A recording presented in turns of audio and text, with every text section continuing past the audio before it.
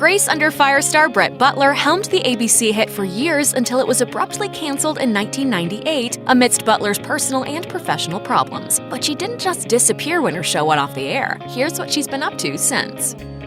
Entertainment Weekly reported Butler was more than tough to be around on the set of Grace Under Fire. You know they're just gonna blame me the first time it does something wrong. She fought with show brass so much that the series employed 5 executive producers in 5 years. For a February sweeps crossover stunt in Las Vegas, Butler refused to take the 45-minute flight from LA to Sin City with the other actors and demanded ABC charter her a jet. And on one taping day, she held up production for over 2 hours.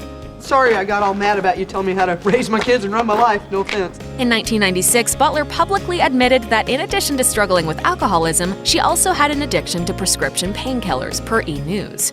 Everything but crack and needles, pretty much. And I did it till the wheels came off. Butler went to rehab more than once during Grace Under Fire's run, with a 1997 stint temporarily shutting down production. Shortly after Butler returned to the show in January 98, she, quote, blew up, as an insider told E! The next day, ABC suspended production on Grace Under Fire in the middle of its 5th season, effectively canceling it. I'll always be that person that threw away a lot. After Grace Under Fire was suddenly shut down and mired in scandal, Butler got the heck out of town. Tired of living life in the fast lane and in the shadows of her own bad habits, Butler left her Los Angeles mansion behind and wound up on a farm in Georgia with 15 pets. But before long, THR reported Butler ran out of money and had to take refuge in a homeless shelter.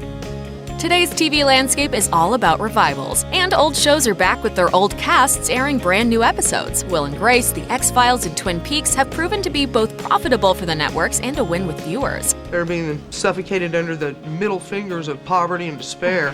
USA tried to get a similar revival craze going in the early 2000s by trying to bring back 70s-style detective shows, which didn't work. A new Kojak lasted just 9 episodes. Then a remake of McCloud, the 1970s fish-out-of-water detective drama, was set to star Butler in her triumphant return to series television, according to Variety, but the show never made it to air.